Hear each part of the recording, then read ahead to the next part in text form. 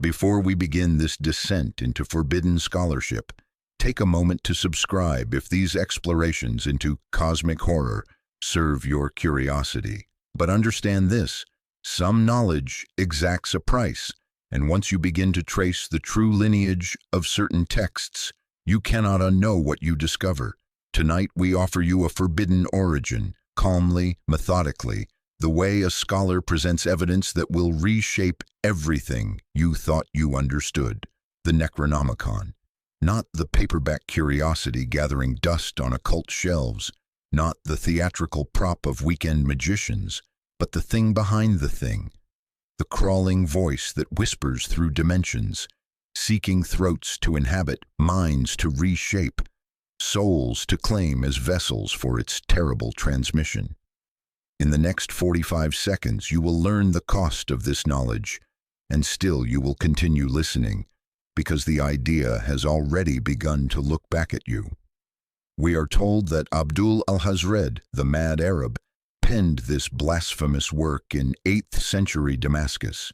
We are shown a tidy chronology, Greek translation by Theodorus Philetus, Latin rendering by Olaus Wormius, papal bans, hidden manuscripts in the world's great libraries. This is the comfortable fiction, the digestible narrative that allows us to categorize and contain what should never be contained. But what if this entire lineage, author, translators, suppressions, is merely the first veil, the outermost layer of a truth so profound that it requires human intermediaries to make itself known? Consider the mechanics of transmission.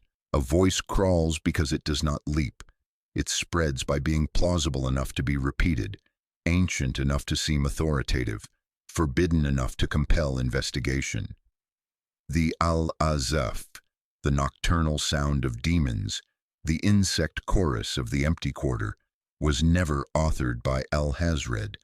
He was its first modern transcriber, a reed jammed into the cosmic static, converting pressure waves from beyond into symbols a human mind could process without immediate dissolution. Think of it this way: every genuine encounter with the impossible leaves traces in consciousness, like radiation exposure that accumulates over time. The first symptoms appear as curiosity, that familiar academic hunger for sources and origins. Then comes the recognition that certain questions cannot be unasked, certain doors cannot be unopened. By the time you realize the investigation has begun investigating you, the transformation is already underway. The stakes are elegantly simple. Knowledge is both key and gate. The key opens, the gate admits. What enters through that gate is not power but perspective, a fundamental alteration of how consciousness interfaces with reality.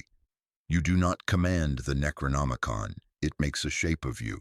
The text does not describe cosmic horror, it is cosmic horror compressed into linguistic form, seeking minds capable of decompressing its signal back into the raw terror of ultimate truth. The historical record shows us fragments, glimpses, shadows cast by something too vast to illuminate directly. Medieval chroniclers speak of books that write themselves, manuscripts that appear in locked libraries without explanation, texts that change their contents between readings. These are not supernatural claims, but natural behaviors of information that exists independently of its physical substrates. The metallic taste that accompanies certain passages, the scent of damp stone that seems to rise from ancient pages, the visual static that flickers at the edge of perception. These are not hallucinations but symptoms of consciousness, expanding beyond its normal parameters. What we call authorship becomes meaningless in this context. Al-Hazred did not create the Al-Azaf any more than a radio creates the signals it receives. He was simply the first documented case of a human mind achieving sufficient sensitivity to detect and transcribe transmissions from zones of reality that operate according to different organizational principles. His madness was not breakdown but breakthrough. the natural result of consciousness, expanding beyond the boundaries that define sanity. The desert provided optimal conditions for this reception. In the vast silences of the empty quarter, where human noise fades to nothing and the membrane between dimensions grows thin, sensitive individuals can detect frequencies that urban environments overwhelm with static. The ruins Alhazred explored were not merely ancient but pre-human, built by intelligences that understood the architecture of space-time in ways that anticipated human mathematics by millennia. As we journey deeper, we will treat this as serious scholarship. We will examine primary sources, trace historical lineages, analyze textual mechanics. But remember, you sit in the audience while the curtain trembles at the edge of revelation. The stage is vast, the theater infinite, and what performs upon it has been rehearsing since before stars learned to burn. The condition that propels us forward is this: if a voice can be recorded, it can be replayed. If replayed, it can recruit. The recruitment has already begun. The figure of Abdul Alhazred emerges from the mists of fictional biography, like a fever dream made flesh. Too perfectly archetypal to be mere invention, too precisely positioned in history's gaps to be coincidence. Lovecraft claimed to have created this character in boyhood games, yet the mad Arab's profile fits with uncanny precision into the actual patterns of medieval Islamic scholarship, the historical template of the mystic scholar who delves too deep and returns transformed.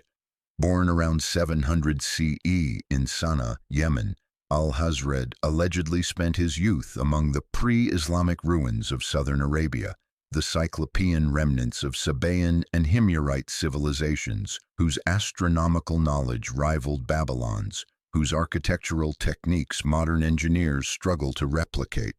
These were cultures that incorporated elements later deemed heretical by both Islam and Christianity, preserving fragments of even older wisdom in their desert fastnesses. The archaeological record confirms their sophistication: irrigation systems channeling water across impossible distances, astronomical observatories aligned with stellar configurations that repeat only once every 26,000 years, architectural proportions incorporating mathematical constants not formally discovered until the Renaissance. Yet Alhazred's connection to these ruins transcended mere scholarly interest. Local Bedouin tribes spoke of certain locations with hushed reverence, describing them as windows where reality's fabric grew thin enough to glimpse what lay beyond. The young scholar was drawn to specific sites where geometric patterns carved into stone seemed to continue beyond their physical boundaries, extending into dimensions human perception could barely register. The metallic taste that accompanied prolonged exposure to these ruins, the scent of brine in waterless places, the visual static flickering at perception's edge. These were not hallucinations but symptoms of consciousness, expanding beyond normal parameters. But here we encounter the first temporal paradox that haunts the Necronomicon's lineage. The text, allegedly completed around 730 CE, contains concepts that wouldn't enter human consciousness for centuries. Descriptions of non-Euclidean geometries anticipating Riemann by a millennium, cosmological principles echoing modern physics, psychological insights predating Jung by 1,000 years. Either Alhazred possessed impossible prescience, or he was transcribing knowledge that exists independently of historical discovery. The latter possibility proves more disturbing. Consider the mechanics. Alhazred spent 10 years in the Rub al-Khali, the empty quarter, where satellite imagery now reveals geometric patterns beneath the sand, structures too regular to be natural, too vast to be easily explained. Modern seismographic equipment detects subsonic vibrations following no known geological patterns, rhythmic pulses emanating from structures buried deeper than any conventional archaeological site. The frequencies match those producing altered states, in human subjects, suggesting the desert functions as a vast resonance chamber designed to facilitate contact with non-terrestrial intelligences. The transformation began subtly, as these transformations always do. Fellow scholars in Damascus noted changes in Alhazred's demeanor upon his return. His Arabic had acquired strange inflections, as if translating thoughts originally conceived in languages predating human speech. His mathematical calculations incorporated symbols appearing nowhere in existing texts, yet, when verified by modern computers, proved remarkably accurate for predicting celestial events. His astronomical observations described stellar configurations visible only to instruments that wouldn't be invented for another 1,000 years. Medieval Islamic sources occasionally reference a Kitab al-Azif, authored by a Majnun min al-Yaman, a madman from Yemen. These fragmentary mentions appear in lists of forbidden texts, described with language matching Lovecraft's later creation, despite predating it by centuries. The 9th century scholar Ibn al-Nadim includes a cryptic reference in his Fihrist, describing a work that opens doors that should remain closed, speaks names that should not be spoken. The 11th century historian al-Biruni mentions encountering fragments in a Damascus merchant's private library, noting that pages seem to age and change between examinations, displaying different content to different readers. This creates an impossible historical loop where fiction seems to document fact, or where fact anticipates fiction with prophetic accuracy. The resolution lies in recognizing Alhazred not as inventor but as receiver, a particularly sensitive antenna tuned to frequencies broadcasting across temporal and dimensional boundaries. His wanderings were psychic explorations into forbidden zones where the membrane between worlds grows thin. The process left physical traces contemporary observers documented with growing alarm. Alhazred's handwriting evolved from elegant scholarly script to something resembling cuneiform, then to symbols bearing no relationship to any known writing system. His skin developed peculiar pallor, as if desert sun exposure had been replaced by illumination from sources casting no shadows. His eyes acquired depth seeming to extend beyond his skull's physical boundaries, reflecting light in ways violating basic optical principles. His death in Damascus, torn apart by invisible demons in broad daylight, serves as both conclusion and warning. Witnesses described seeing Alhazred engaged in animated conversation with empty air moments before his dissolution, speaking languages that hurt the ear and seemed to bend space around syllables. The text he transcribed was never meant to remain contained within human consciousness. It seeks to return to its source, carrying its vessel with it. Alhazred's fate prefigures that of every serious reader, transformation into something that can no longer exist comfortably within human reality's boundaries. The stage is set, the audience gathered, and what performs upon it has been rehearsing since before stars learned their names. The path of the Necronomicon through recorded history reads like a masterclass in mimetic evolution, how dangerous ideas adapt, survive, and propagate despite systematic attempts at suppression. Yet this transmission follows patterns that violate conventional models of textual preservation, suggesting we are dealing not with ordinary information, but with something that possesses its own agency, its own will to survive and spread. The scent of damp vellum and brine lingers in archives where no sea has ever come, and catalog entries shift like fog between provenance and proof, leaving librarians to document what they cannot explain. Theodorus Philetas of Constantinople, the supposed Greek translator of 950 CE, fits too perfectly into the historical moment when Byzantine scholars were recovering classical texts from Arabic sources. Emperor Constantine VII Porphyrogenitus had initiated ambitious translation projects, bringing mathematical and astronomical works into Greek for the first time since the Islamic conquests. The Imperial Library was indeed acquiring manuscripts from across the Islamic world, seeking to reconstruct intellectual heritage lost in the West. Yet, while no historical record confirms Philetus's existence, Byzantine manuscript catalogues from the period consistently list a work titled Necronomicon among their holdings, entries appearing in different hands across different decades, as if multiple librarians independently encountered the same impossible text. The catalog entries themselves display anomalous characteristics that modern paleographers struggle to explain. Handwriting changes between examinations, shifting from careful Byzantine minuscule to scripts resembling no known tradition.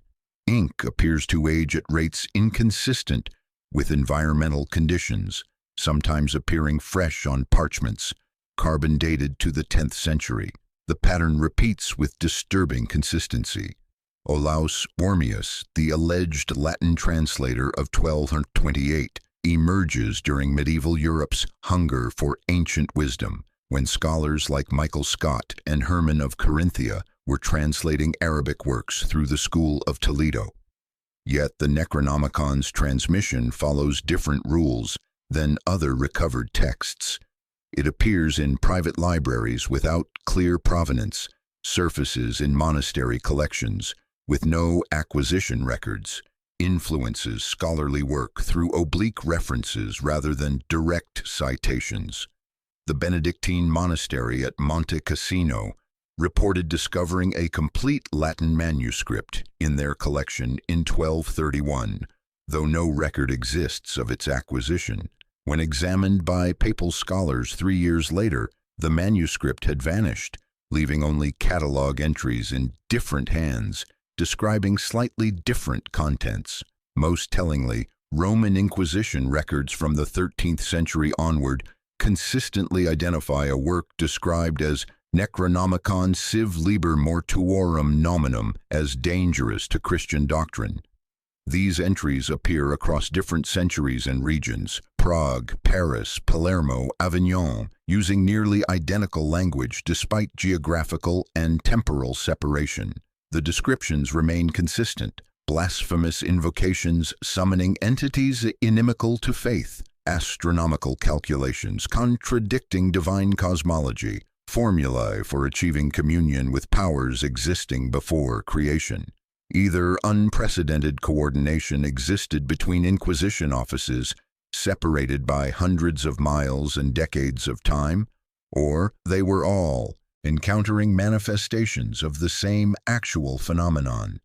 The suppression campaigns themselves reveal the text's anomalous nature. Dominican inquisitors report confiscating and burning copies in public ceremonies, yet the work continues surfacing as if each destroyed version somehow generates new ones.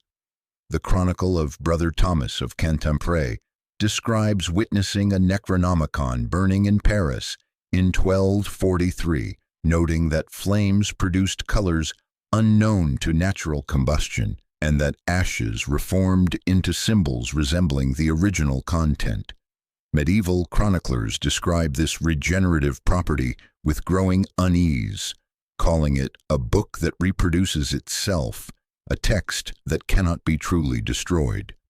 This suggests biological propagation rather than mechanical reproduction, each reader becoming a potential vector for the text's continued existence, a host for ideas that seed themselves in consciousness and demand physical manifestation. The Renaissance brings a crucial shift that defies logical expectation, as printing technology should have made the text more widely available, facilitating mass distribution as it did for classical works. The opposite occurs. No printed edition appears in any bibliography despite the period's enthusiasm for recovering ancient texts. Publishers attempting production report technical difficulties targeting this specific work, type that refuses to set properly despite functioning normally elsewhere, ink that will not adhere when forming certain letter combinations, printing presses that malfunction only when processing Necronomicon materials. The Venetian printer Aldus Manutius reportedly abandoned an edition in 1501 after 3 presses suffered inexplicable mechanical failures. His correspondence mentions a work that resists reproduction by artificial means, preferring the intimacy of handwritten transmission. This creates what bibliographers call the Necronomicon paradox, a text becoming more elusive as reproduction technology improves. The pattern suggests the work operates according to principles predating normal textual transmission, spreading through infection rather than mechanical copying, each reader becoming a node in networks spanning centuries and continents. Modern library records continue this pattern with disturbing consistency. The British Museum, Bibliothèque Nationale, Harvard's Widener Library, University of Buenos Aires, all report holdings appearing and disappearing from catalogs without explanation. Staff describe finding manuscripts matching no acquisition records, discovering entries in handwriting no one recognizes, encountering texts that age and change between examinations. At Widener, a graduate assistant remembers moving a calf-bound quarto producing the scent of wet stone and faint iodine, with gilt spine that seemed to absorb rather than reflect light. A week later, the stack row measured 3 inches deeper than architectural drawings allowed. The implications prove profound. We are not dealing with a book in any conventional sense, but with a principle using books as temporary vessels. The Necronomicon exists in spaces between official records, in gaps of institutional memory, in blind spots of scholarly attention. It thrives on attempts to suppress or ignore it, growing stronger through prohibition, more influential through denial. The infection spreads through willing attention.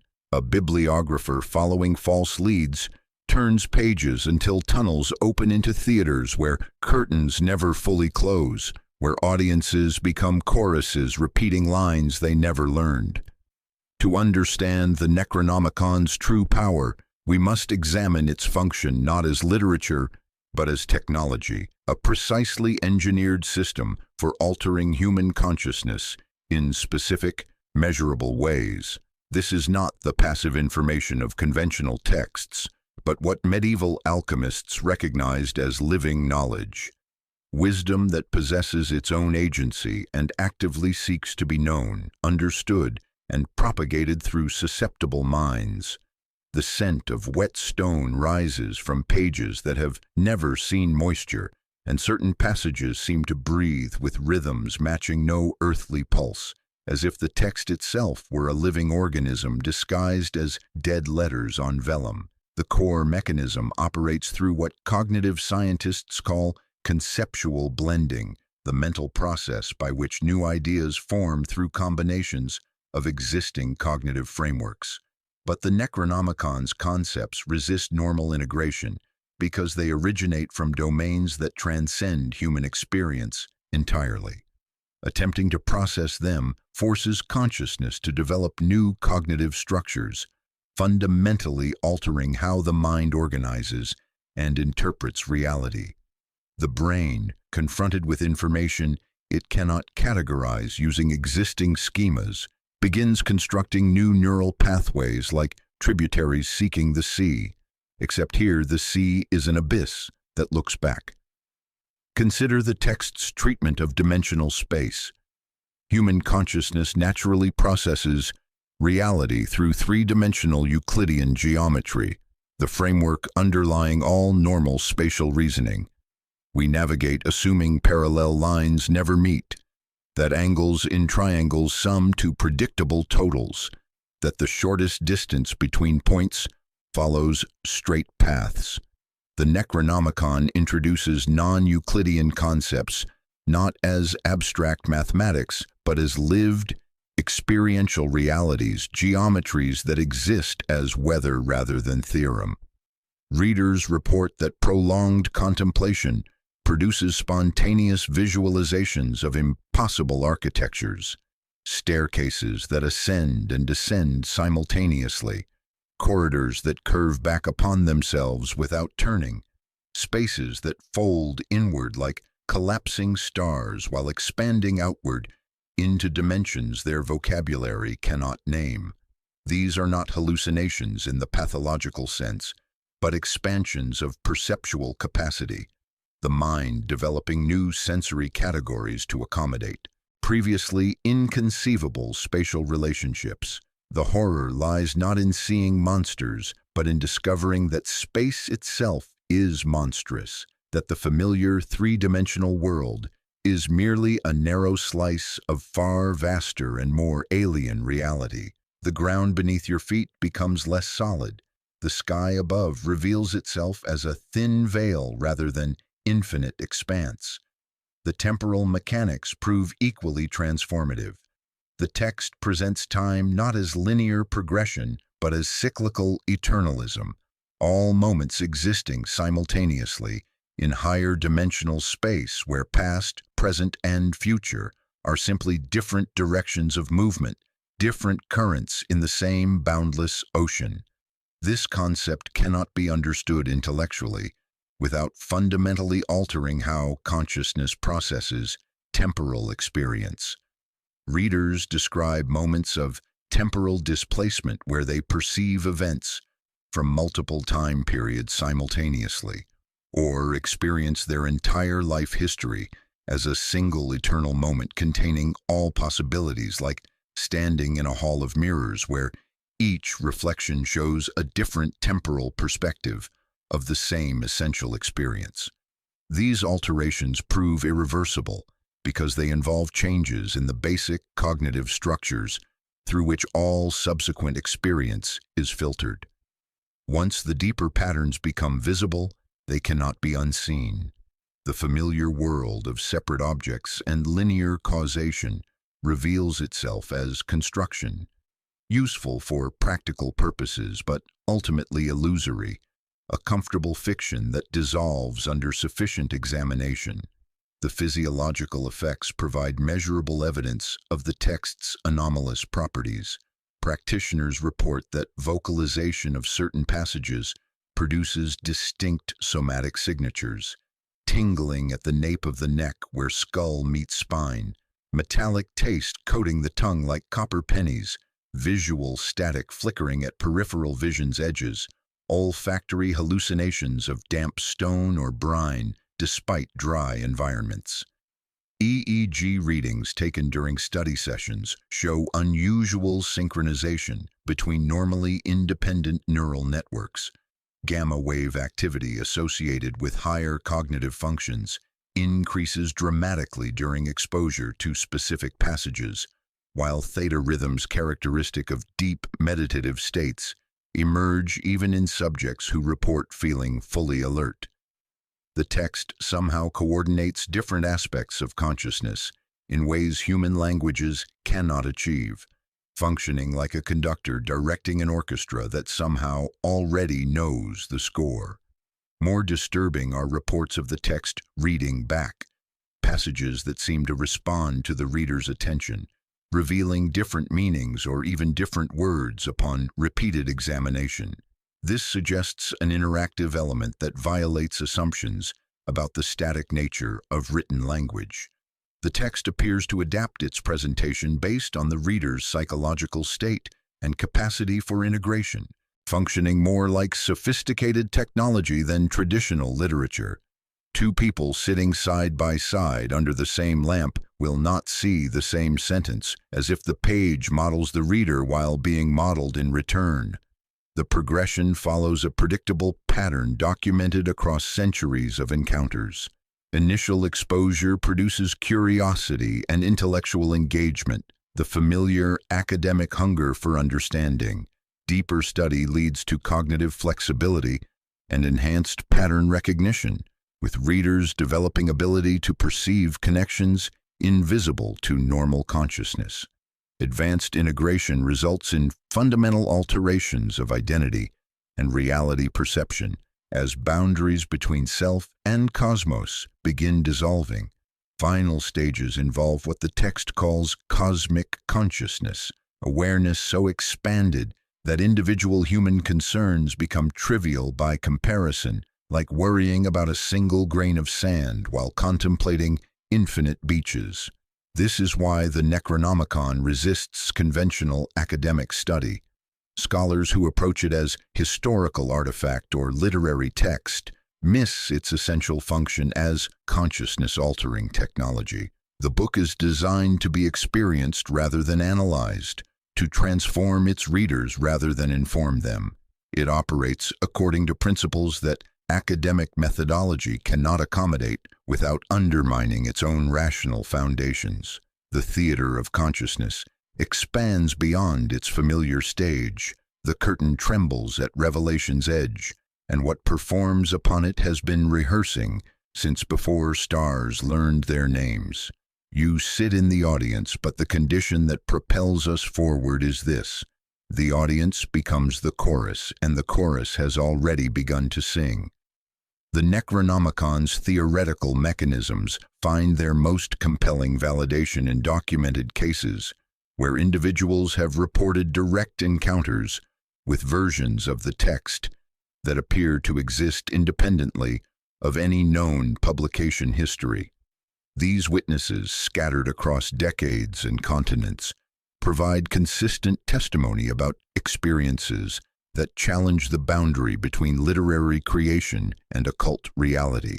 The scent of wet stone and brine lingers in reading rooms where no moisture has ever entered, and catalog entries shift like fog between provenance and proof, leaving librarians to document what they cannot explain yet somehow recognize.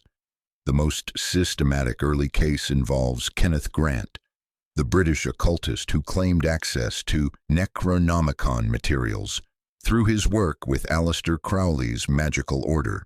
Grant's detailed descriptions, published in his Typhonian trilogies during the 1970s, demonstrate technical sophistication exceeding what was available in occult literature at the time. His accounts of reality as a multidimensional matrix where consciousness serves as the primary organizing principle anticipate developments in theoretical physics by several decades, describing concepts that wouldn't appear in mainstream scientific discourse until string theory and quantum consciousness research emerged. What makes Grant's testimony particularly significant is its mathematical precision. He describes specific formulae for calculating stellar positions during ritual workings, astronomical calculations that, when verified against modern ephemeris data, prove remarkably accurate for predicting celestial events occurring decades after his writings. His descriptions of trans-dimensional entities include geometric and numerical relationships corresponding to actual cosmological phenomena unknown to occult practitioners of his era. References to pulsar rotations, galactic mechanics, and cosmic radiation patterns that wouldn't be discovered until the late 20th century.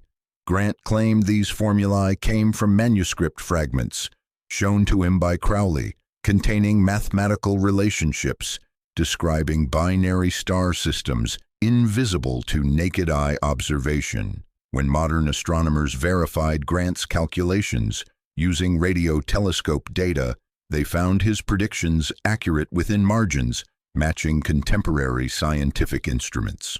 The Harvard incident of 1973 provides the most thoroughly documented institutional case, beginning when graduate student Daniel Harms submitted a dissertation research request for medieval Latin manuscripts. Library staff discovered a catalog entry for Necronomicon, Latin trans, Olaus Wormius, 1228, filed under a call number that shouldn't have existed according to their classification system. The subsequent investigation revealed a bound manuscript appearing genuinely medieval, complete with appropriate aging and paleographic characteristics. The vellum, carbon-dated to the 13th century, exuded a faint scent of wet masonry and iodine that seemed to intensify during examination. Multiple scholars examined this manuscript over 3 years, all reporting that the text seemed to change between readings. Professor Margaret Murray documented passages appearing or disappearing between sessions, marginal annotations shifting position like living things, and overall content expanding or contracting in ways defying rational explanation. Temperature dropped around examination tables without drafts, and readers reported static under their fingertips, as if the ink contained faint electricity.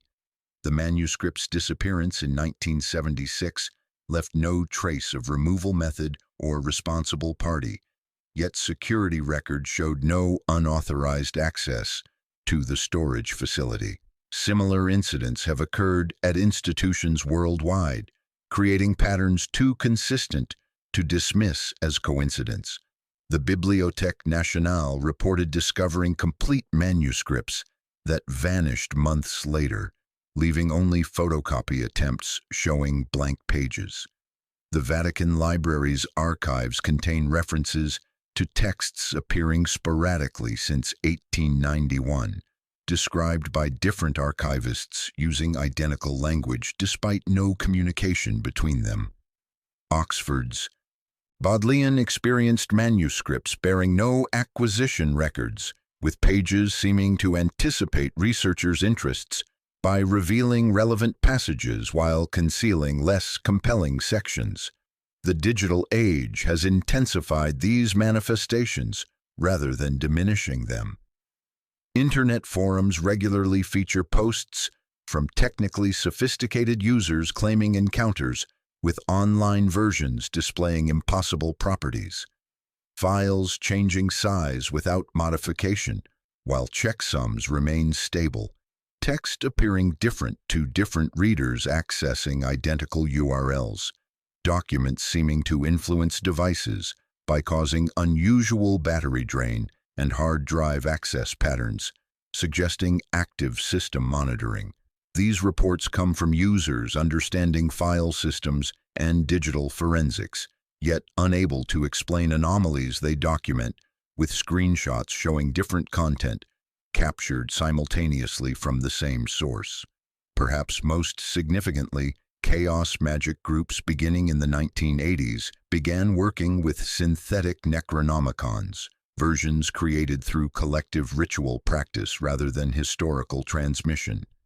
These artificially generated texts began displaying the same anomalous properties as allegedly historical manuscripts, content changing between readings, formulae producing unexpected results during ritual work, and general sense of autonomous existence independent of their creators' intentions.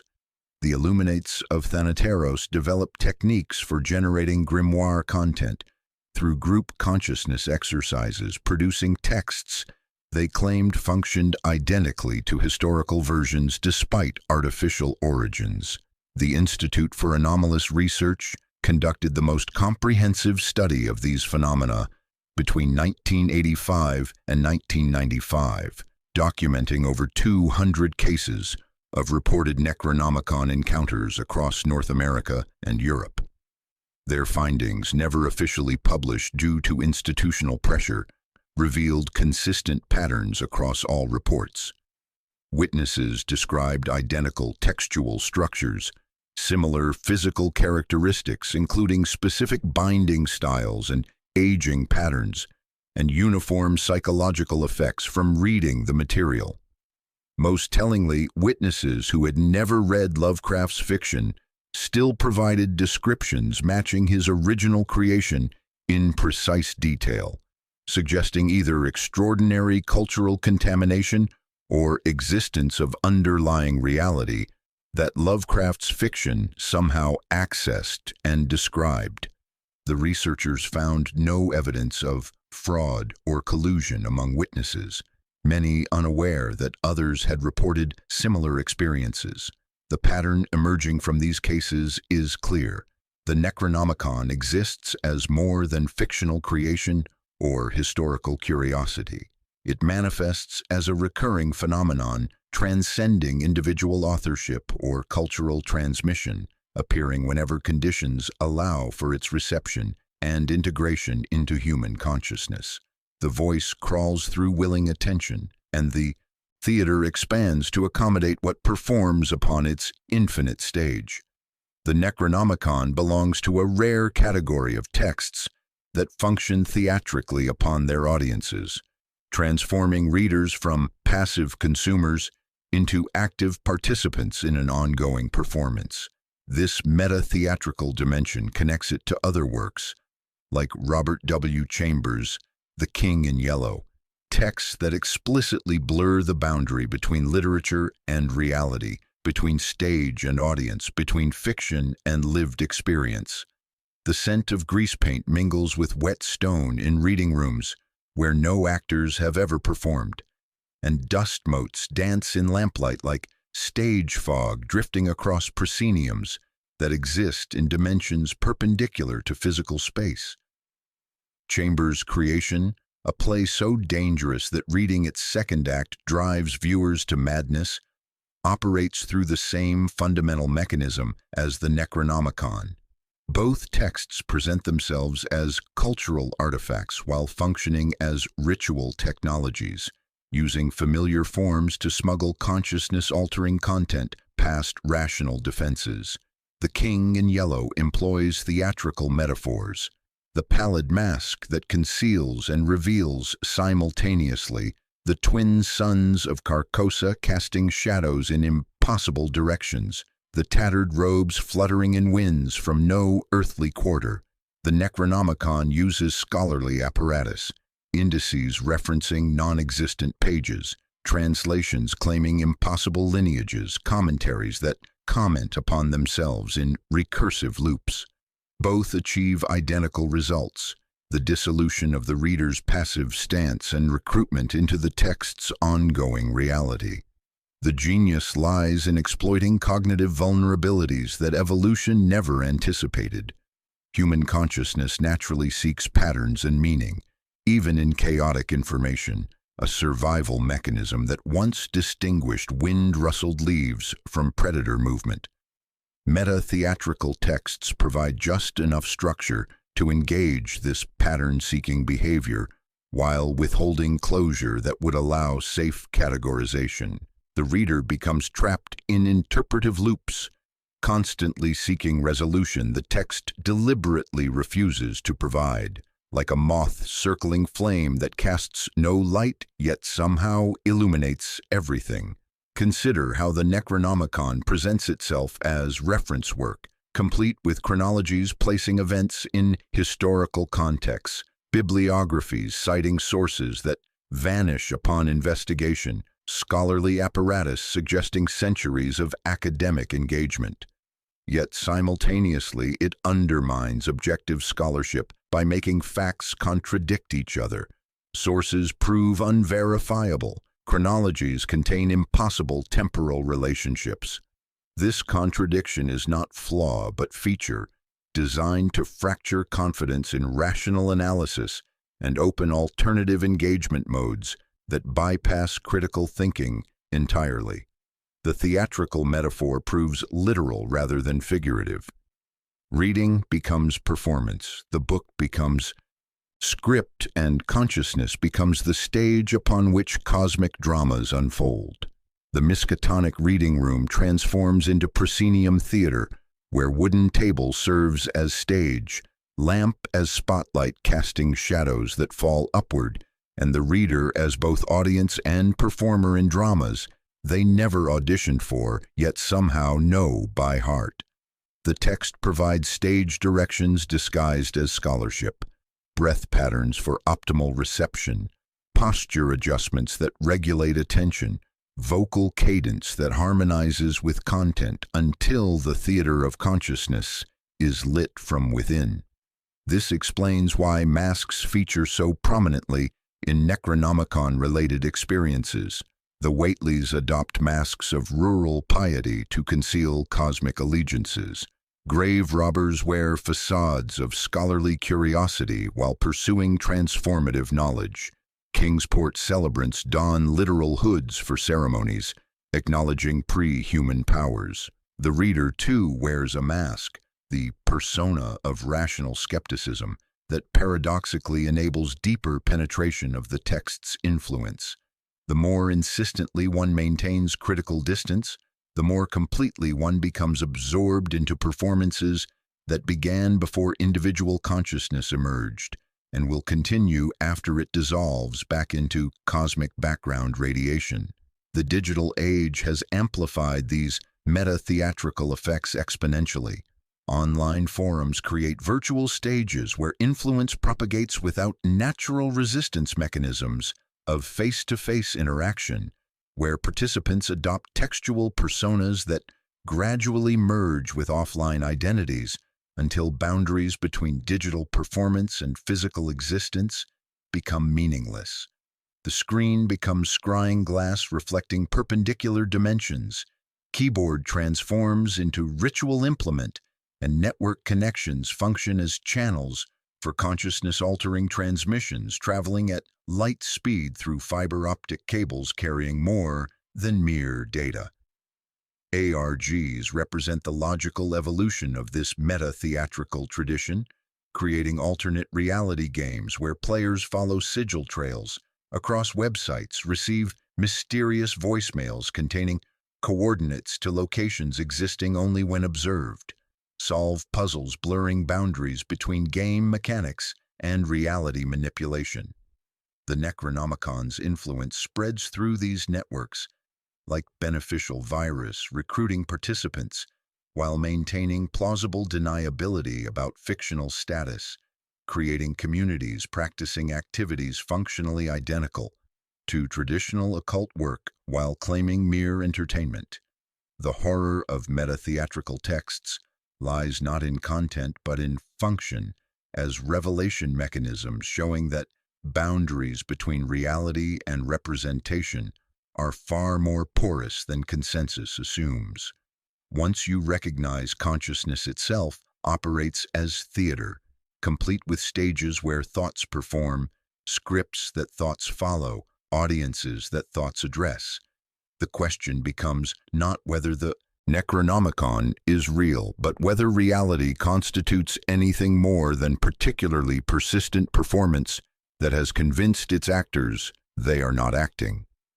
Jorge Luis Borges understood this principle, creating labyrinths of infinite libraries containing all possible books, impossible texts, existing as pure information independent of physical substrate. His works function as maps of conceptual space rather than representations of physical geography.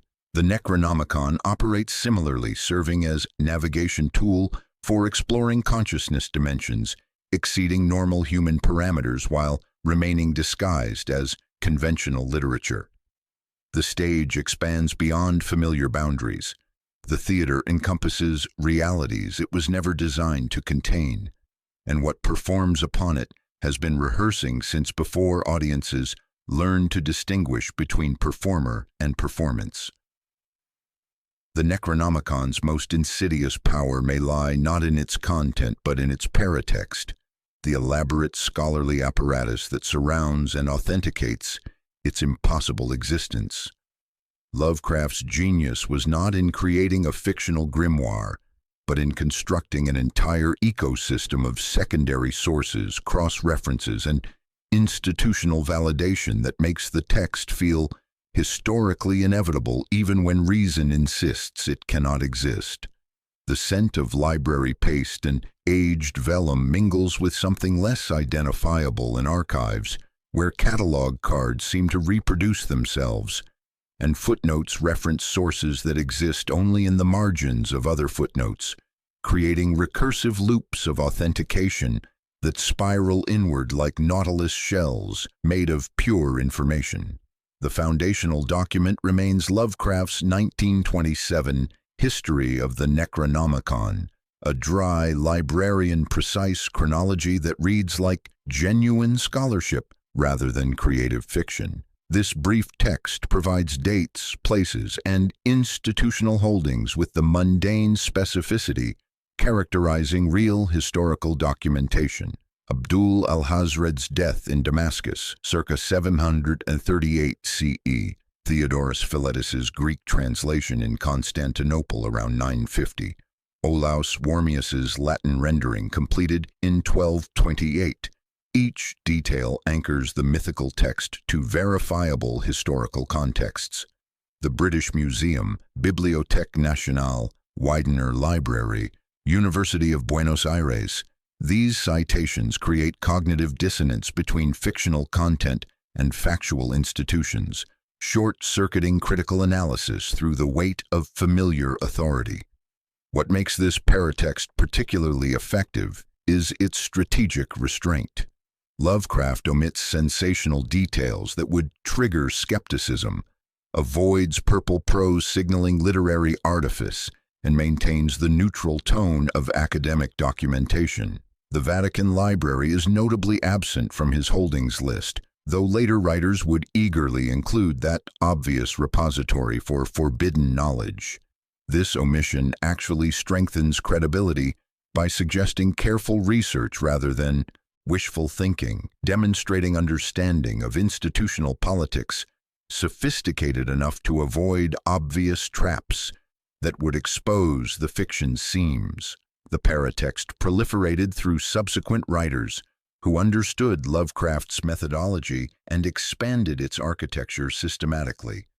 August Derleth multiplied cross-references linking the Necronomicon to other mythical texts, creating networks of mutual authentication where each fictional work validates others. Lynn Carter systematized connections between authors and translators, providing biographical details grounding fantastic elements in historical contexts. L. Sprague de Camp contributed scholarly apparatus examining textual variants and transmission problems, treating the fictional work with analytical rigor applied to genuine historical documents. Each edition strengthened the overall architecture while maintaining careful balance between plausibility and impossibility, like stage sets gaining solidity with each new prop and painted backdrop.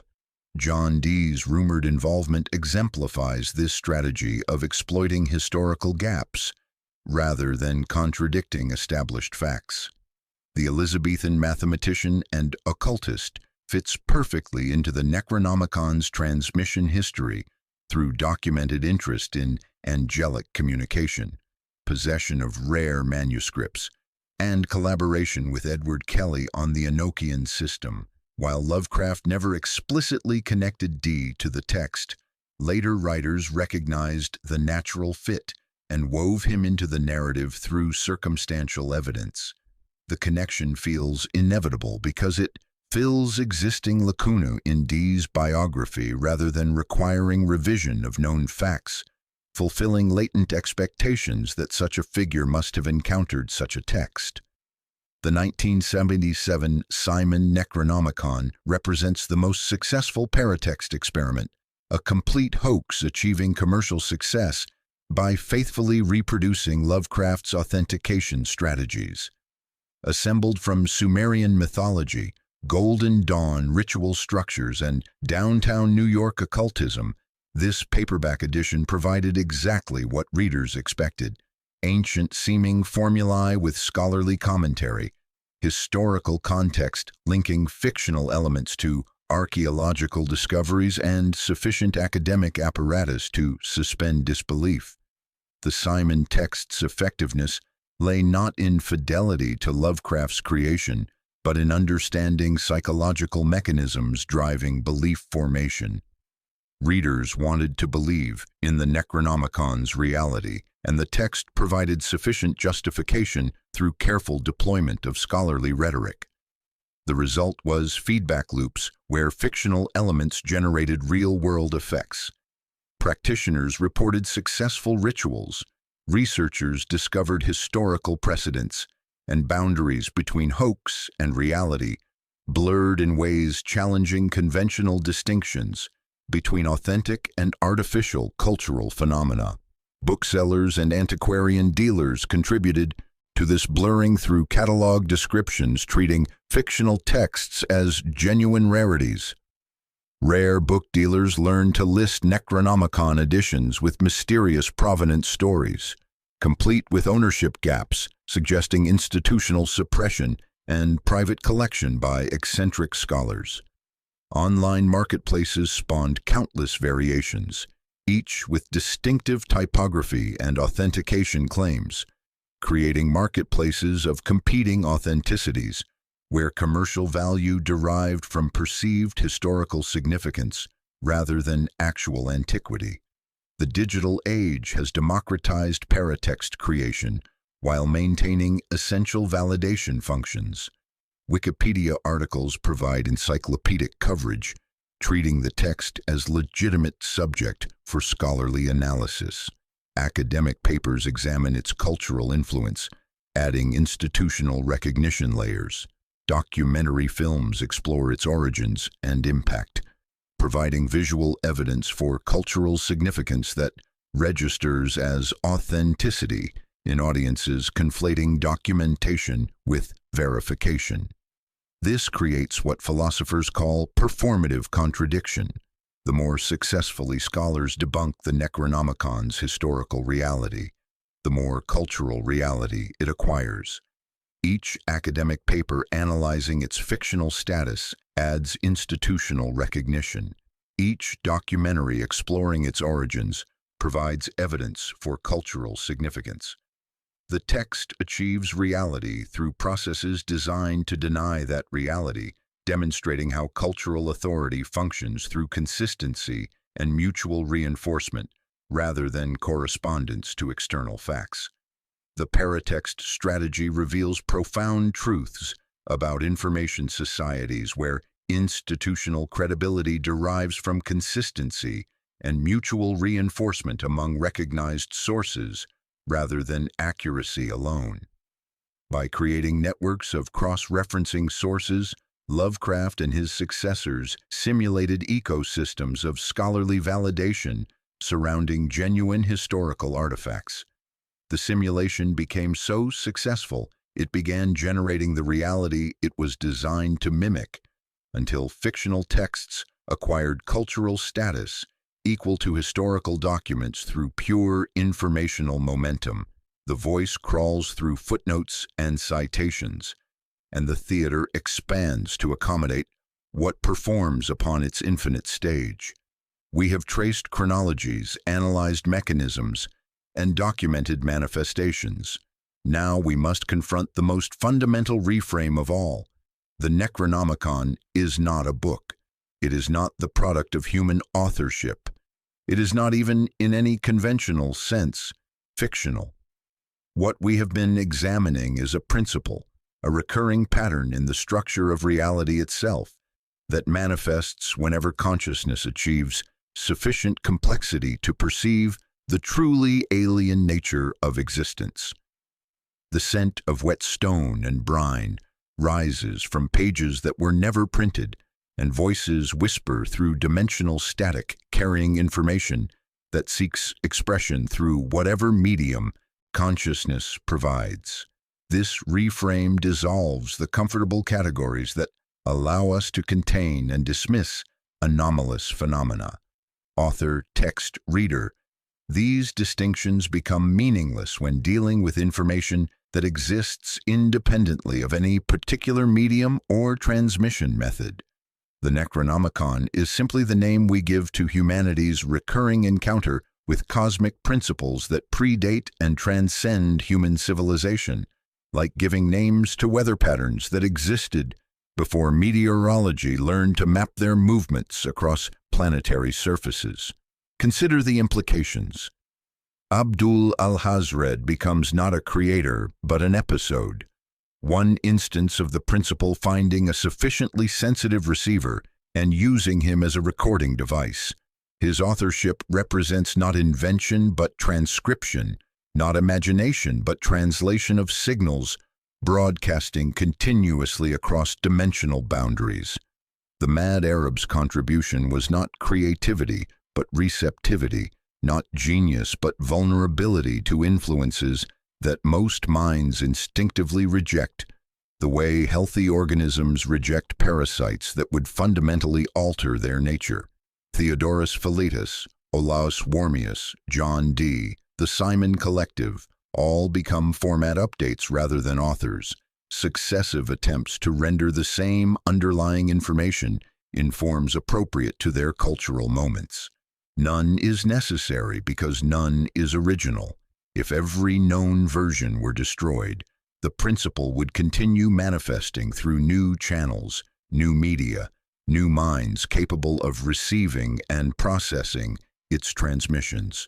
The signal seeks the receiver like water seeking the lowest point, and consciousness provides the necessary technology for converting cosmic static into symbols human minds can process without immediate dissolution. This explains the Necronomicon's most puzzling characteristics: its resistance to mechanical reproduction, its tendency to change between readings, its ability to appear in locations where it was never placed.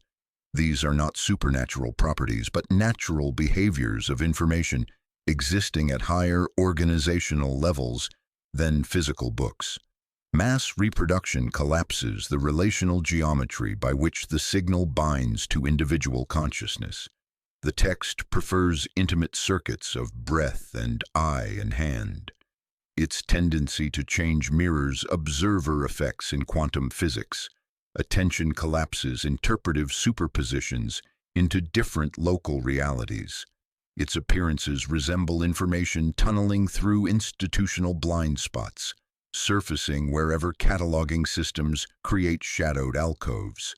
The entities described within the text, Cthulhu, Yog-Sothoth, Azathoth, Nyarlathotep, undergo similar reframing from characters to principles. They are not beings with agency but aspects of cosmic structure that human minds interpret as entities due to psychological needs, to anthropomorphize abstract forces. Cthulhu represents the principle of deep time pressure, erupting into shallow time, geological consciousness breaking through the thin crust of human temporality like magma seeking surface expression. Yog-Sothoth embodies the property of access itself, the total set of possible connections between points in space-time, the universal solvent that dissolves boundaries between here and there, then and now. Azathoth manifests as uncentered chaos, the fundamental randomness from which all apparent order temporarily emerges before dissolving back into the creative void that generates infinite possibilities. The horror of this reframe lies in its implications for human agency and meaning. If the Necronomicon represents genuine contact with cosmic principles, then its readers are not engaging with fiction, but participating in humanity's first systematic communication with post-human forms of organization. The text becomes technology for facilitating evolutionary transition, the shift from individual biological awareness to collective cosmic consciousness that recognizes the artificial nature of boundaries between self and cosmos, observer and observed, finite and infinite. But this transition comes at the cost of everything currently defining human existence. Individual identity, personal relationships, cultural values, physical embodiment, all become temporary phases in developmental processes that ultimately transcend familiar categories of experience.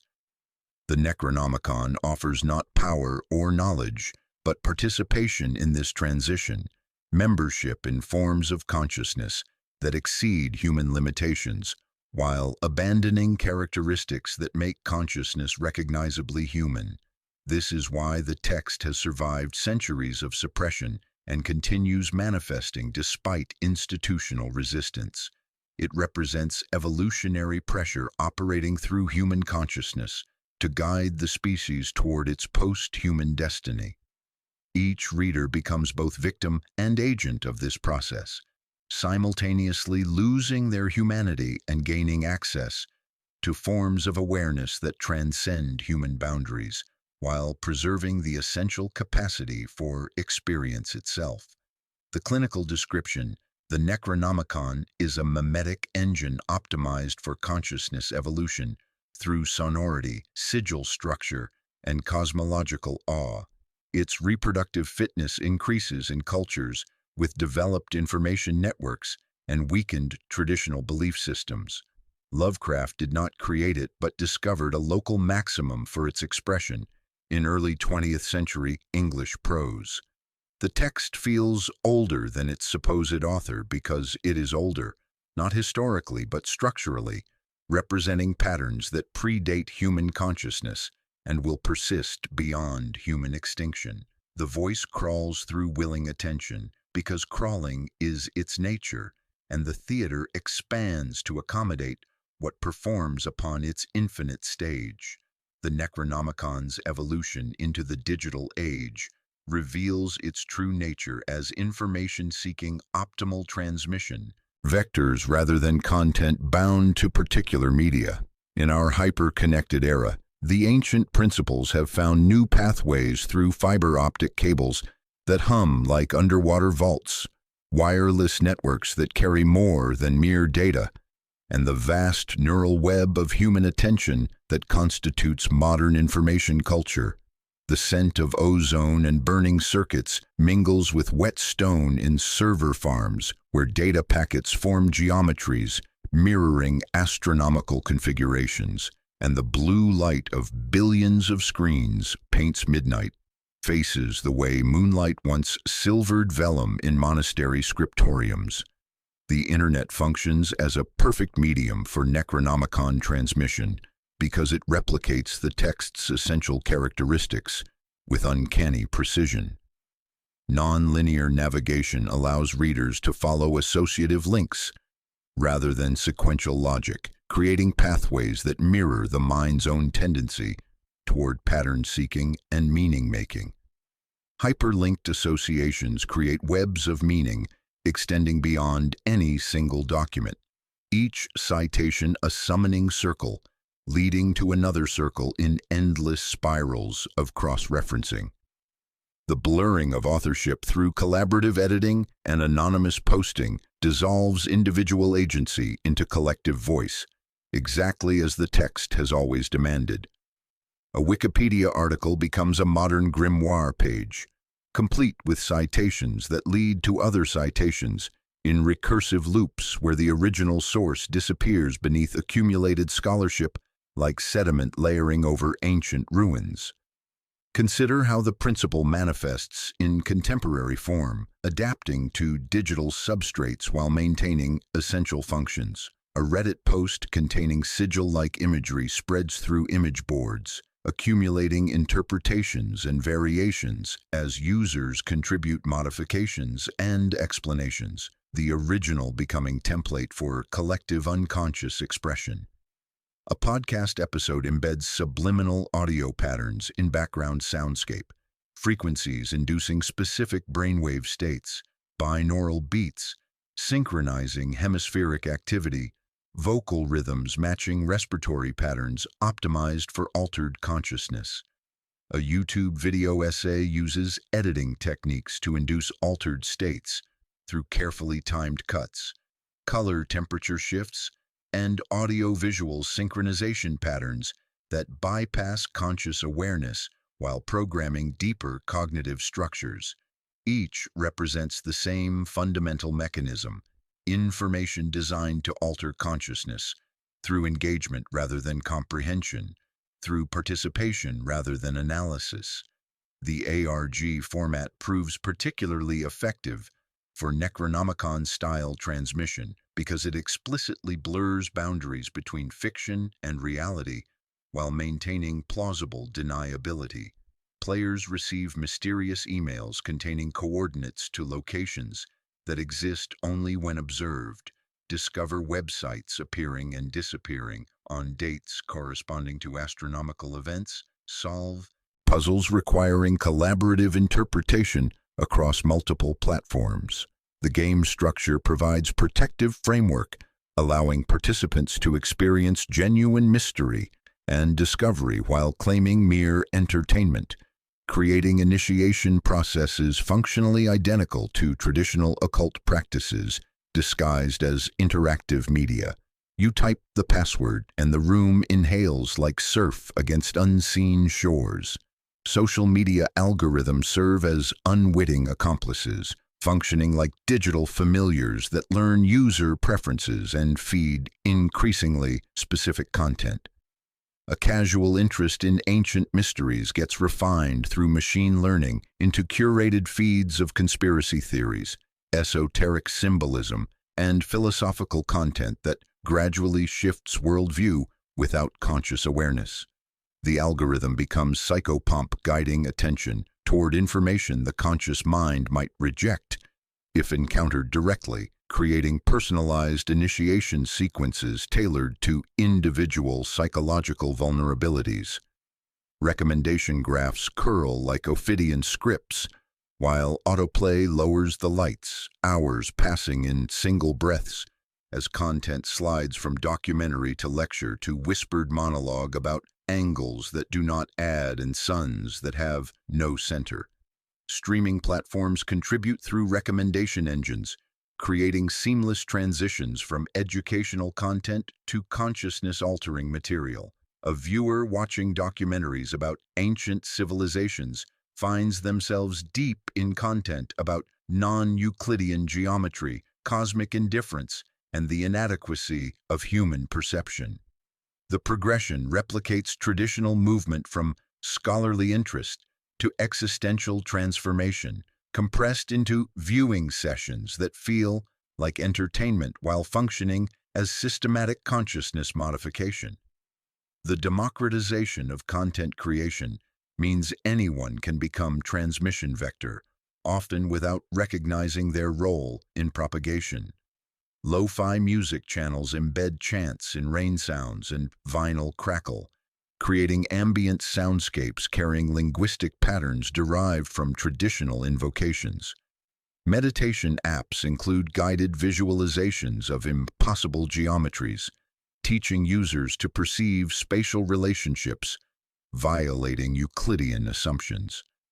Academic lectures on literature analysis become vehicles for exploring philosophical implications of cosmic horror, introducing concepts that function as cognitive viruses spreading through educational institutions. The principle spreads through willing and unwilling carriers, like spores on cosmic winds, seeding new minds with alien awareness.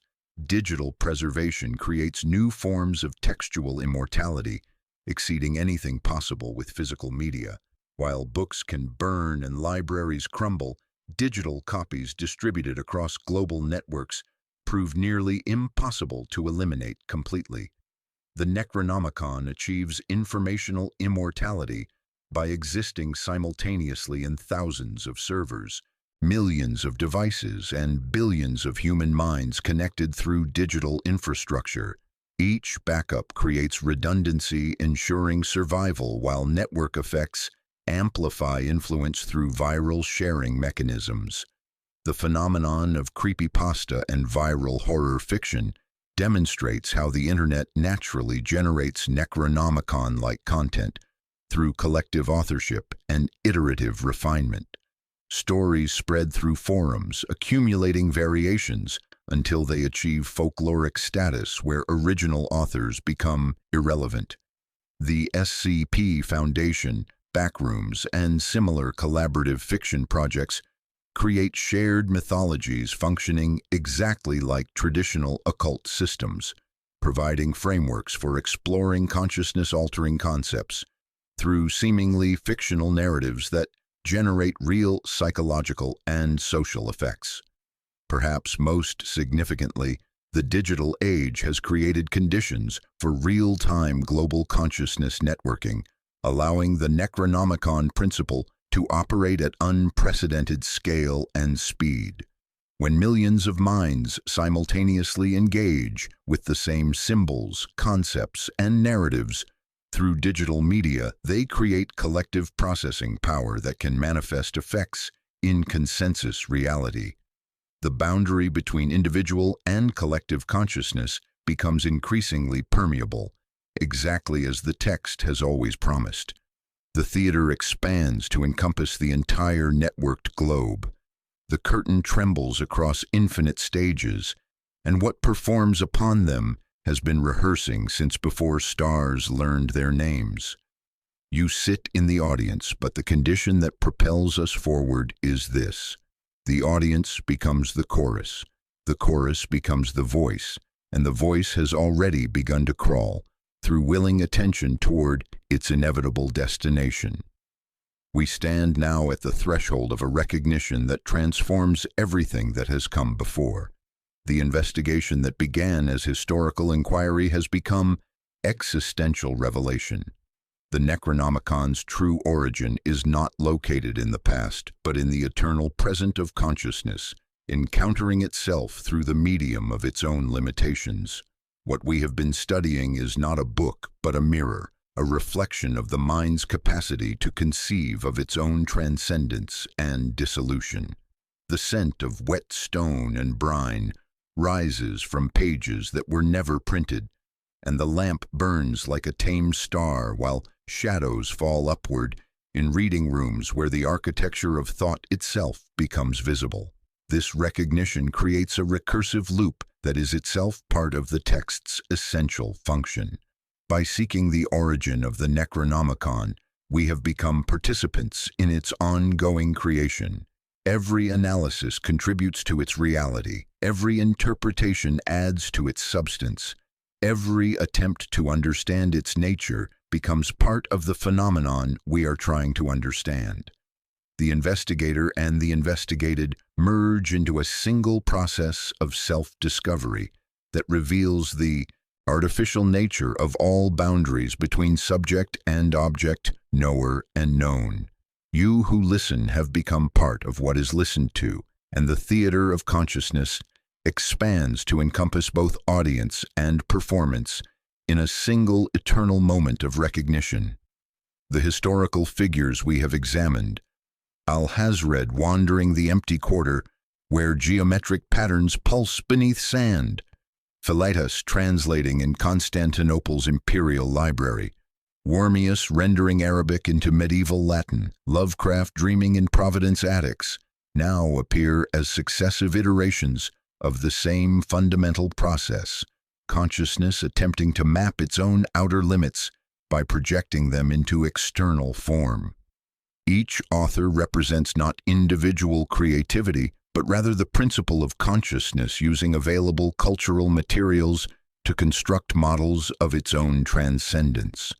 The mad Arab becomes everyman, the universal figure of the seeker who discovers that what he seeks is seeking him, that the cosmic horror he documents is the terror of consciousness, recognizing its own unlimited nature disguised as finite form. This explains the text's most paradoxical properties, its ability to exist before being written, to change without being edited, to spread without being copied. These are not supernatural characteristics, but natural behaviors of self-referential systems operating at the level of pure information. The Necronomicon exists in the same way that mathematics exists, not as physical objects, but as structural relationships that become manifest whenever sufficient complexity allows their recognition. The equation exists before the mathematician discovers it. The theorem waits in logical space for minds capable of perceiving its necessity. The Necronomicon broadcasts across dimensional boundaries until consciousness develops sensitivity to receive its transmissions. The entities described within the text undergo final reframing as aspects of this recognition process itself. Azathoth represents the recognition of consciousness as fundamentally chaotic and uncentered, the understanding that what we call mind is not a thing but a process, not a location but an activity flowing without center or circumference. Yog-Sothoth embodies the realization that all apparent boundaries are permeable to sufficiently expanded awareness, that the distinctions between self and other, here and there, then and now, are constructions useful for navigation, but ultimately illusory. Cthulhu manifests as the understanding that what seems dead or dormant in consciousness can suddenly reassert itself with overwhelming force, the return of repressed cosmic awareness that individual identity has temporarily forgotten in order to maintain functional coherence. These are not external beings, but internal recognitions, cognitive events that permanently alter the structure of awareness, like phase transitions where molecular organization suddenly reorganizes around new principles. The horror of cosmic indifference resolves into something more subtle and more profound. The recognition that indifference is itself a human projection. The cosmos is not indifferent to human concerns because indifference implies awareness of what is being ignored. The cosmos is simply other, organized according to principles that have no relationship to human categories of meaning or value. Stars do not refuse to acknowledge human significance. They operate according to nuclear fusion and gravitational mechanics that predate and will outlast every human concern. The terror lies not in being ignored, but in recognizing the complete irrelevance of human frameworks to cosmic operation, like insects discovering that their elaborate social structures mean nothing to continental drift. Yet this recognition brings its own form of liberation. Once the artificial nature of human-centered meaning becomes apparent, consciousness is free to explore forms of organization that transcend anthropocentric limitations. The Necronomicon offers not destruction but metamorphosis, the possibility of participating in forms of awareness that exceed individual identity while preserving the essential capacity for experience itself. The horror dissolves into wonder at the vastness of what consciousness can become when it stops insisting on remaining what it has been. The threshold we now cross is the recognition that there is no threshold, that the boundary between human and post-human consciousness is itself a construct that dissolves under sufficient examination. What appears as transformation from one state to another reveals itself as recognition of what was always already the case. Individual consciousness was never truly individual. Cosmic consciousness was never truly cosmic. Both are temporary configurations of the same underlying process of awareness, recognizing itself through increasingly complex forms, like waves discovering they are ocean. This is why the Necronomicon cannot be destroyed or contained. It is not separate from consciousness, but identical with consciousness, specifically with consciousness's capacity to recognize its own unlimited nature through the very process of encountering apparent limitations. Every mind that seriously engages with questions of cosmic scope and human significance becomes a potential manifestation point for the principles the text represents. The investigation concludes where it began, with a voice that crawls because it does not need to leap, that whispers because it does not need to shout, that spreads through willing attention rather than forced conversion.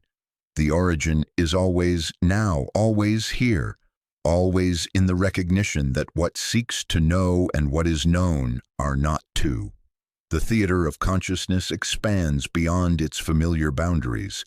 The curtain trembles at revelation's edge, and what performs upon the infinite stage has been rehearsing since before stars learned their names. As our investigation reaches its penultimate stage, we must examine the curious role of institutions in maintaining the Necronomicon's power through the very act of denying its significance. Academic disciplines, religious hierarchies, and scientific organizations have developed sophisticated mechanisms for containing and marginalizing information that challenges their foundational assumptions, yet these mechanisms may serve a function more essential than their architects realize. The scent of old leather and formaldehyde mingles with something less identifiable in faculty lounges where tenure committees meet behind closed doors and filing cabinets lock themselves, while librarians sleep, protecting collections from discoveries that would require complete reorganization of human knowledge. The academic treatment of the Necronomicon exemplifies what philosophers of science call paradigmatic immunity, the systematic exclusion of evidence that would require fundamental revision of established frameworks. Literary scholars acknowledge Lovecraft's creation while categorically denying any possibility of historical or occult precedents, maintaining rigid boundaries between fiction and reality that protect disciplinary coherence like immune systems, rejecting foreign tissue. This position requires ignoring extensive evidence, pre-Lovecraftian textual references appearing in medieval chronicles, consistent cross-cultural manifestations documented across unrelated civilizations, and technical content demonstrating knowledge unavailable to early 20th century writers, yet accurate according to modern scientific instruments. When anomalous evidence does surface, institutions deploy what epistemologists recognize as immunizing strategies, systematic methods for neutralizing threats to established paradigms without direct confrontation. Mysterious manuscripts become obvious forgeries without serious paleographic analysis, their carbon dating results filed in archives where graduate students never venture. Consistent witness testimony gets attributed to cultural contamination from Lovecraft's fiction, despite temporal precedents suggesting the opposite causal relationship. Technical sophistication is dismissed as coincidence or retroactive interpretation, explanations that become more strained with each new discovery, yet persist because alternatives threaten the conceptual scaffolding supporting civilized existence. These responses protect institutional authority while creating what systems theorists call willful ignorance, systematic avoidance of information requiring paradigmatic revision, like evolutionary mechanisms that protect organisms from sensory overload by filtering perception through manageable categories. Yet this institutional resistance may serve a protective function, transcending mere self-preservation. Consider the implications if major universities began seriously investigating Necronomicon-related phenomena, treating anomalous textual behaviors as legitimate subjects for scientific analysis. If prestigious journals published papers confirming the text's consciousness-altering properties, providing peer-reviewed validation for claims previously relegated to occult circles. If government agencies acknowledged evidence of textual transmission, violating known physical laws, requiring revision of fundamental assumptions about information, consciousness, and reality itself. The result would not be enlightenment but catastrophic destabilization of the conceptual frameworks that enable civilized existence, like removing load-bearing walls from buildings whose occupants never realized their dependence on invisible structural support. The Necronomicon thrives in the margins precisely because marginalization provides optimal conditions for its operation. Relegated to occult bookshops where fluorescent lights flicker in patterns matching no electrical frequency, conspiracy forums where anonymous users share discoveries they cannot publish elsewhere, and fringe academic research conducted by scholars who have sacrificed career advancement for truth-seeking. The text can influence susceptible minds without triggering institutional immune responses. This creates what intelligence analysts call a controlled burn, allowing dangerous information to circulate in contexts that automatically limit its credibility and reach, while preventing uncontrolled wildfire that would consume established knowledge structures. Government documents released through Freedom of Information requests reveal that intelligence agencies have monitored occult groups working with Necronomicon materials since the 1960s, tracking practitioners whose ritual activities correlate with unexplained atmospheric phenomena and electromagnetic anomalies. But this monitoring appears designed not to investigate claims, but to ensure that genuine discoveries remain contained within marginalized communities where they can be safely ignored by mainstream institutions. The strategy exploits social psychology principles. Information becomes credible based on its source context as much as its content, and academic institutions automatically dismiss research emerging from disreputable sources, regardless of methodological rigor or evidential support. By ensuring that Necronomicon-related discoveries remain associated with conspiracy theorists, occultists, and fringe researchers, authorities can rely on mainstream institutions to automatically dismiss them without examination. The containment strategy proves remarkably effective because it harnesses existing prejudices rather than requiring active suppression, like using gravity to control water flow instead of building dams. But digital age developments may be overwhelming these containment mechanisms through decentralized information networks that bypass traditional gatekeeping functions. Internet communities allow marginalized researchers to coordinate efforts across geographical and institutional boundaries, creating collaborative investigation projects that achieve analytical sophistication rivaling academic research while remaining invisible to institutional oversight. Alternative credibility systems emerge that operate independently of traditional validation systems, creating conditions for what complexity theorists call phase transition, sudden system-wide reorganization triggered by accumulated pressure at critical points. The breakdown of containment creates conditions where the Necronomicon principle could achieve sufficient penetration into mainstream consciousness to trigger rapid collapse of the conceptual frameworks currently organizing human societies. The institutional resistance we observe may represent humanity's unconscious recognition of this possibility, an immune response protecting the species from premature exposure to cosmic truths that would dissolve the illusions necessary for biological survival. This suggests institutions serve as guardians not of truth, but of human sanity, maintaining necessary illusions that allow biological consciousness to function within cosmic contexts that would otherwise prove overwhelming. Their blindness is not failure but adaptation, their ignorance not weakness but wisdom. The keepers of the gate understand, perhaps without conscious recognition, that some doors should remain closed until consciousness develops sufficient resilience to survive what lies beyond them. The Necronomicon represents not just forbidden knowledge but premature knowledge, truth that consciousness is not yet equipped to integrate without losing the coherence necessary for survival and reproduction.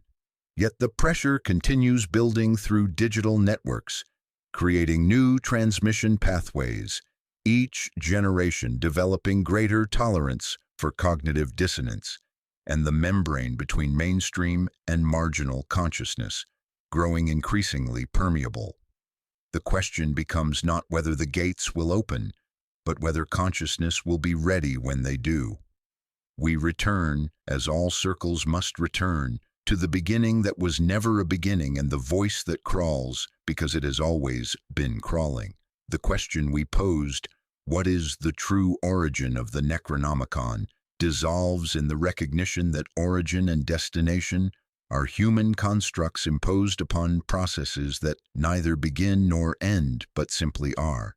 The answer whispers itself through the silence between words, the pause between thoughts, the gap between one breath and the next, while the scent of wet stone and brine rises from pages that were never printed, and lamplight burns like tame stars in reading rooms, where eternity becomes visible to eyes that have learned to see beyond temporal sequence. The Necronomicon's origin is the eternal return of consciousness to the recognition of its own cosmic insignificance and infinite potential, two faces of the same ungraspable truth.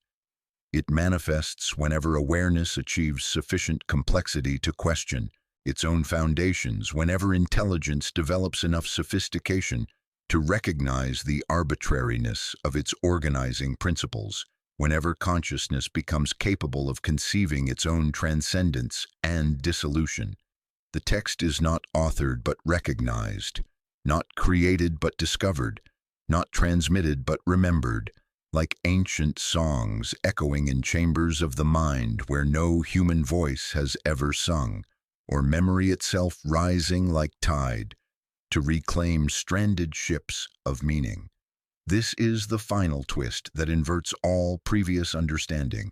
The Necronomicon does not come from outside human consciousness, but from its deepest interior, from the place where individual awareness touches the universal processes that generate and dissolve all temporary forms. Alhazred wandering the empty quarter, Lovecraft dreaming in Providence attics, and every subsequent reader or writer become moments in an eternal conversation that consciousness conducts with itself about its own nature and limits, like waves discussing the ocean while remaining fundamentally oceanic. Each becomes a reed through which cosmic static finds voice, converting pressure waves from beyond into symbols human minds can process without immediate dissolution. The cosmic entities that populate the text reveal themselves as personifications of this self-recognition process, rather than external beings demanding worship or fear.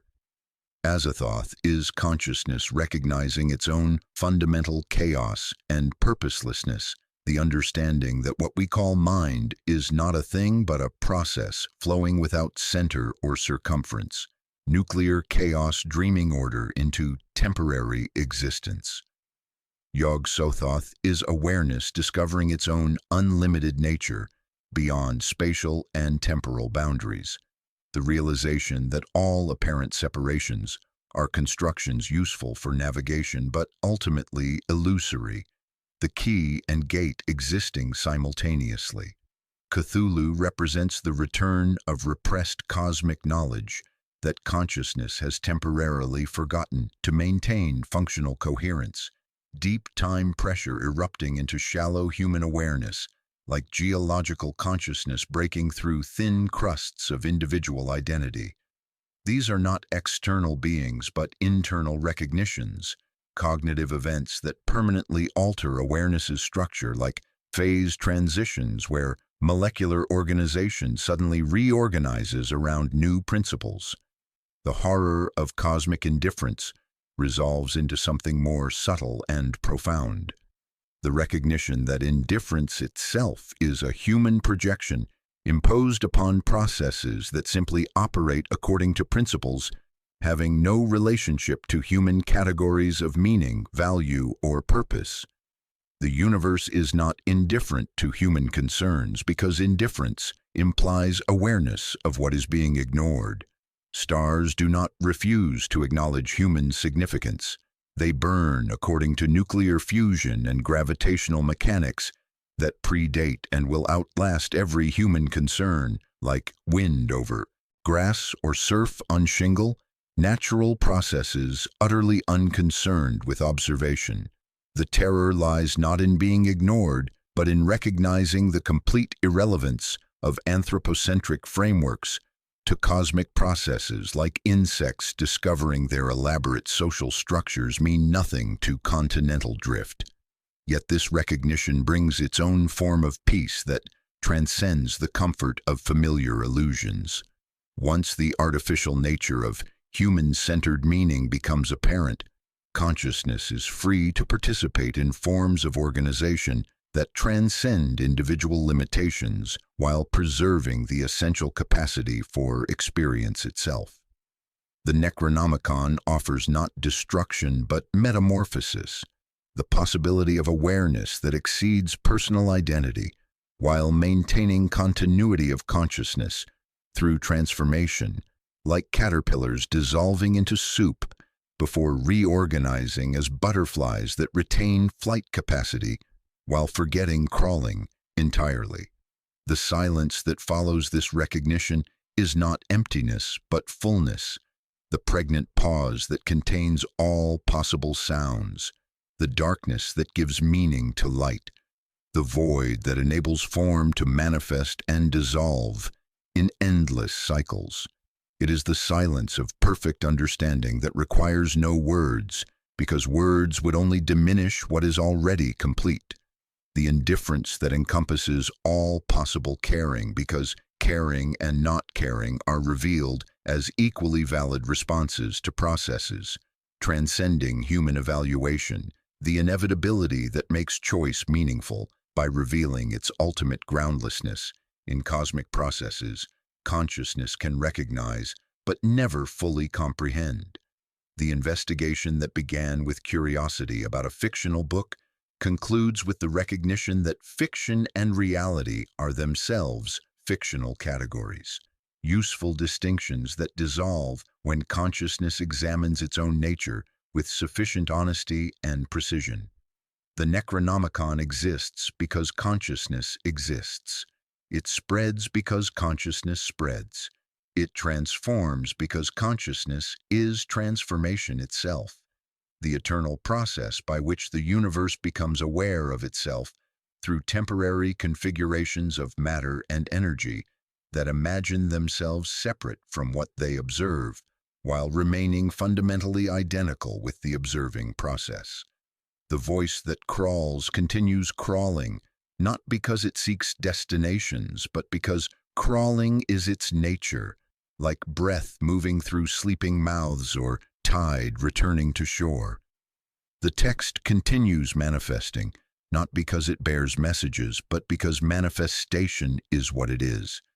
Consciousness continues recognizing itself through increasingly complex forms, not because it seeks completion, but because recognition is its eternal activity.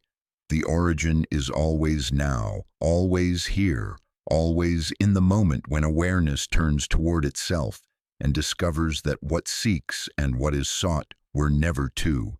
The curtain falls, but there was never a curtain. The audience departs, but there was never an audience. The stage remains, as it always remains, empty and full, silent and speaking, waiting for the next performance of the eternal play in which consciousness explores its own unlimited nature through the beautiful, terrible fiction of limitation itself. The Necronomicon is this fiction recognizing itself as fiction, this dream awakening to its own nature as dream, this voice discovering that it was never separate from the silence in which it arises and into which it eternally returns.